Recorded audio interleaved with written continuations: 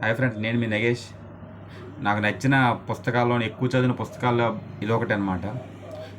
ఈ పుస్తకం పేరు బిడియం వద్దు. దీని రచయిత సి నరసింహారావు గారు. అసలు బిడియం అంటే ఏమిటి అనే విషయాన్ని మనం ఈరోజు తెలుసుకోబోతున్నాం. బిడియానికి బిడియంలోని కాని వారు ఎవరైనా ఉంటారంటే తీవ్రస్థాయిలో బిడియానికి లోనేవారు, తక్కువ స్థాయిలో బిడియానికి లోనేవారు, అలా ఎక్కువ సందర్భాల్లో బిడియానికి లోనేవారు, కొన్ని సన్నివేశాల్లో బిడియానికి లోనేవారు ఉంటారు తప్ప అసలు బిడియా అంటే తెలియని వారు ఎవరు ఉండరు. మన సమాజంలో అసలు ప్రపంచానికి బిడియానికి లోని కాని వారు ఎవరు ఉండరు. పిల్లలు ఎదిగే సమయంలో వారు తమ మనసులో చెలరేగే సహజ స్పందనలను, ఉద్రేకాలను ఉద్వేగాలను, ఆవేశాలను ఎప్పుడు ఎలా నియంత్రించుకోవాలో, తమ ప్రవర్తనను అందరికీ ఆమోదయోగ్యమైన రీతిలో ఎలా మలుచుకోవాలో చుట్టూ ఉన్న వారందరూ తెలియజేస్తుంటారు. చిన్నపిల్లలకు తమ సొంత అవగాహన పెంపొందించుకొని అందుకు అనుగుణంగా తమ ప్రవర్తన సరిదిద్దుకొని పరిణిత వయసులో అలవాడదు. అందుకే ఏది సరైన ప్రవర్తన పెద్దలు ఎప్పటికప్పుడు నిర్దేశిస్తూ ఉంటారు. తమ సొంత అభిమతాన్ని కాదని త్రోసిపుచ్చి పెద్దల నిర్దేశాలకు అనుగుణంగా ప్రవర్తించాల్సి రావడం సహజంగానే పిల్లల ఘర్షణ ప్రేరేపిస్తుంది. తమ వయసులో చెలరేగే కోరికలు, ప్రేరణలు తరువాత వయసులో సమర్థవంతంగా నియంత్రించుకోగలిగిన వారు కూడా బిడియానికి లోనవుతారు. ఇందువల్ల ఒక యువకుని మధ్యలో తన కుటుంబ సభ్యుల పట్ల, అంటే తన వదిన పట్ల, ఇతర యువతుల పట్ల లైంగిక వాంఛలు చెలరేగవచ్చు. అయినా అతను వాటిని అన్నట్టు వ్యక్తం చేయడు, ఆ కోవలో ప్రవర్తించడు. తనలో ఇటువంటి భావనలు చెలరేగడం తప్పుగా భావిస్తాడు. ఇటువంటి ఆలోచన తలెత్తినందుకు సిగ్గుపడుతూ ఉంటాడు. వారిలో సహజంగానే ప్రవర్తించలేక బిడియానికి లోనవుతూ ఉంటాడు. ఇటువంటి కోరికలు జనించడం అతి సహజమని గుర్తించుతూ వాటిని అదుపులో ఉంచుకున్నంత వరకు తన కంగారు పడవలసిన అవసరం లేదని భావించే యువకుడు క్రమంగా బిడియం నుండి పడగలుగుతాడు. ఇందుకు భిన్నంగా తనలో ఇటువంటి భావనలు చెలరగడమే తప్పని భయపడుతూ తన ప్రవర్తన తాను అదుపు చేసుకోలేక ఏ క్షణాన్ని తప్పుగా ప్రవర్తించాలన్న అనుమానంతో వేధించబడే వ్యక్తి తనలోని బిడియ భావన బలవత్తరం చేసుకుంటాడు. క్రమంగా ఇతర యువతులతో కూడా సహజంగా సంభాషించిన ఆసక్తికి లోనవుతాడు. చిన్నతనంలో పిల్లలు ఏ పని చేసినా దాన్ని చూసి మురిసిపోయే తల్లిదండ్రులు ఉంటారు. అలాగే పిల్లలు ఏం చేసినా దాంట్లో తప్పులెంచుతూ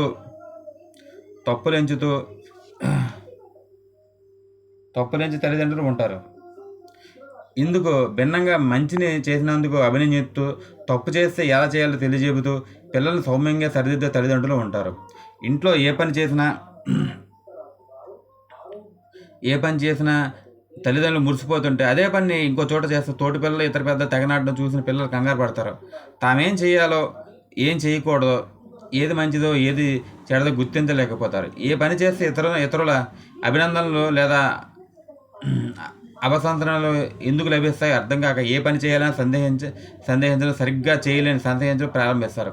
ఫలితంగా బిడియం క్రమంగా ఆవహిస్తుంది. ఈ ప్రపంచంలో వివిధ సందర్భాల్లో కనపరచవలసిన దృఢత్వాన్ని, ఆత్మవిశ్వాసాన్ని సంచరించుకోలేక బిడియపు నీడలో నడయాడడం అలవాటుగా చేసుకుంటారు. అదే కోవలో ఏం చేసినా నిందించే తల్లిదండ్రుల వద్ద పెరిగిన వీళ్ళు తమకేది తెలియదని తామే పని సరిగ్గా చేయడం లేదని ఆత్మన్యూనతో తమ మెదడు నింపుకుంటారు. ఫలితంగా చొరవ తీసుకోవాల్సిన ప్రతి సందర్భంలో బిడియం ప్రదర్శిస్తారు. బిడియం వీరి ప్రవర్తనలో విడదీయరాని భాగం అయిపోతుంది.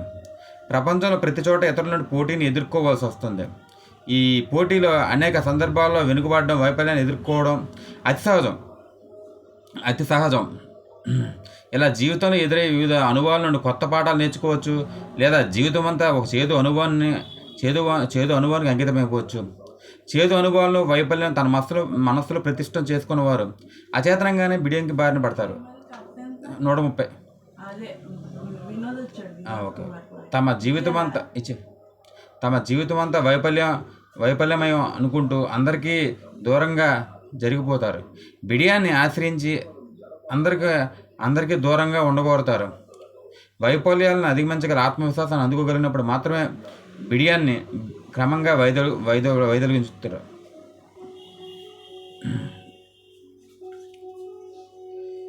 భిన్న అనుభవాల కారణంగానూ ఏదో ఒక సంఘటన వలన కూడా బిడియ ఊబిలో కూరుకుపోవచ్చు.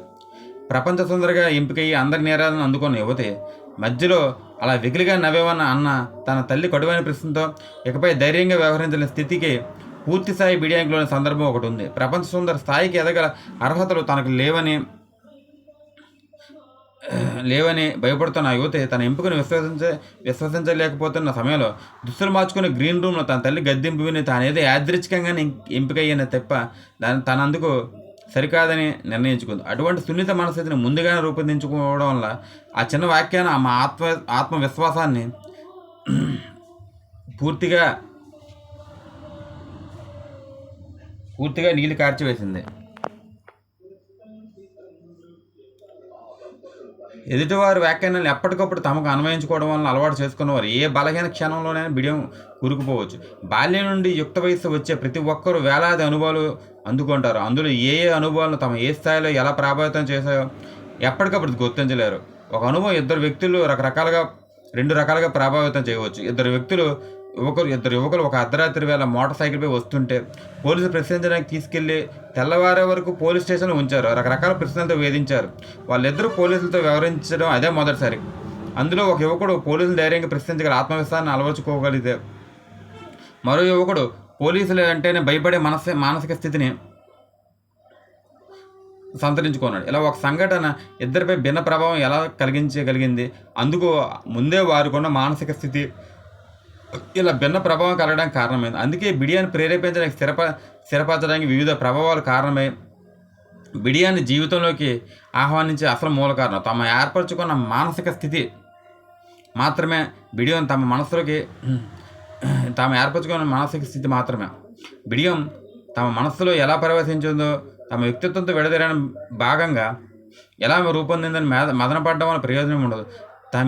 తమ ప్రవర్తన ఇంతేనని భిన్నంగా వ్యవహరించడం తమ తరహా కాదని మదనపడడం వల్ల ప్రయోజనం ఏమి ఉండదు. తాము ఇంతేమని ప్రవర్తన ఇంతేనని అనుకోవడం వల్ల కూడా ఏ ప్రయోజనం ఉండదు. తమ ప్రవర్తన అంతటిని బిడియమే ప్రభావితం చేస్తుందని ముందుగా గుర్తించగలగాలి. ఆ తర్వాత బిడియాన్ని వైదొలిగించుకునే ప్రయత్నించాలి. కొన్ని దశాబ్దాల పర్యంతం జీర్ణించుకొని బిడియాన్ని కుక్కటి వేలతో సహా పెకలించడానికి పూనుకోవాలి. ఇతరులతో కలవలేక తమను తాము సరిగ్గా వ్యక్తీకరించుకోలేకపోవడం, సవ్యంగా వ్యవహరించుకోలేకపోవడం, ఎప్పుడు ఎక్కడ చొరవ తీసుకోలేకపోవడం, ఎటువంటి ఇబ్బంది ఎదుర్కోలేక అన్నింటినీ తప్పించుకు తిరగడం, ఎవరితోనూ మనసు విప్పి మాట్లాడలేకపోవడం, నిరంతరం ఒంటరి భావన తలామునకలు అవ్వడం బిడియపు లక్షణాలుగా పరిగణించితే ఇందుకు భిన్నంగా ప్రవర్తించడానికి బిడియస్తులు అసలు పూనుకోరు. వ్యక్తిత్వాన్ని బిడియం ఆక్రమించిన తర్వాత ఆ బిడియమే మొత్తం వారి ప్రవర్తన నిర్దేశించడం మొదలవుతుంది.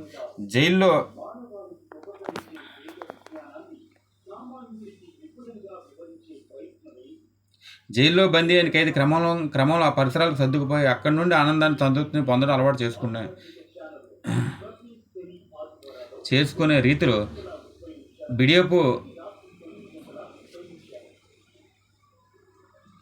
బిడియపు వలయంలో చిక్కుకోపోయిన వ్యక్తులు కూడా ఆ స్థితికి సర్దుకుపోతారు. తన చిన్న పరిధిలో తమ జీవితాన్ని సరిదిద్దుకుంటారు. ఫలితంగా అపారమైన శక్తి సామర్థ్యాలు నిర్ధారంగానే మిగిలిపోతాయి. బిడియాన్ని ప్రపంచంలో అత్యధిక శాతం మంది వేధిస్తున్న సామాజిక వ్యాధిగా సామాజిక శాస్త్రజ్ఞులు పేర్కొంటారు. ఈ బిడియం ఏ సందర్భాల్లో ఎలా రూపాంతరం చెందుతుందో వారు వెల్లడిస్తున్నారు. ఏ వ్యక్తి ఎవరితో సరిగ్గా సంభాషించలేక తనలోకి తాను ముడుచుకుపోవడం సాధారణంగా బిడియంగా పేర్కొంటాము. అలాగే నిరంతరం పొగరుగా వ్యవహరిస్తూ అందరిపైన మండిపడి వ్యక్తి సైతం బిడియ ప్రభావంతో ప్రవర్తిస్తూ ఉండవచ్చు అంటున్నారు. బిడియం వలన సరిగ్గా సవ్యంగా తమను తాము వ్యక్తీకరించలేకపోయే వారందరూ విపరీతమైన ప్రవర్తనను ఆశ్రయిస్తుంటారు. అందుకు ఎప్పుడు సిగ్గుపడుతూ ఒంటరిగా ఉండేవారిని మాత్రమే బిడియస్తులు నిర్ణయించడం సరికాదు. ఇతరులతో సమర్థవంతంగా వ్యవహరించగల సామాజిక నైపుణ్యాలు బిడియస్తులు అలవర్చుకోలేరు. ఫలితంగా విజయం లభించే చోట సైతం వారు వైఫల్యాన్ని ఎదుర్కొంటారు. తమ వృత్తిరీత్యా ఏవో కొన్ని సామాజిక నైపుణ్యాలు అలవర్చుకున్నా నిరంతరం వాటిని మెరుగుపరుచుకోలేరు. అలాగే ఆత్మన్యూన్యత,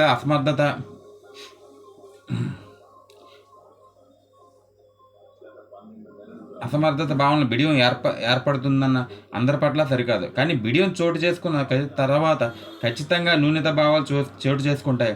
ఈ భావనల కారణంగా సామాజిక నైపుణ్యాలు అలవర్చుకునే ప్రావీణ్యత లోపిస్తుంది. బిడియాన్ని వైదొలిగించగల సులభతర మార్గమేమీ లేదు. తమ ఆలోచన ధోరణిని సవరించుకోవాలన్న కృతనిత్యం తమ ప్రవర్తనను సరళిని మార్చుకోవాలని దృఢ సంకల్పం ఉన్నప్పుడు మాత్రమే బిడియం నుండి విముక్తి కావడం సాధ్యపడుతుంది. తమ ఆలోచనల ప్రవర్తనను ఏకల్లా మార్చుకుంటూ బిడియంపై ద్విముఖ పోరాటం సాధించినప్పుడే దానిపై విజయం లభిస్తుంది. బిడియపు బాట నుండి బయటపడాలని నిశ్చయించుకున్న తర్వాత ఈ గ్రంథం మార్గదర్శకంగా నిలుస్తుంది. ఇందులో ప్రధాన అంశాలను అవగతం చేసుకోవాలని ఆసక్తి ఉన్నవారు బిడియం నుండి బయటపడగలుగుతారు. తమ పిల్లలు, ఇతర సన్నిహితులు బిడియం బారిన పడకుండా కాపాడగలుగుతారు.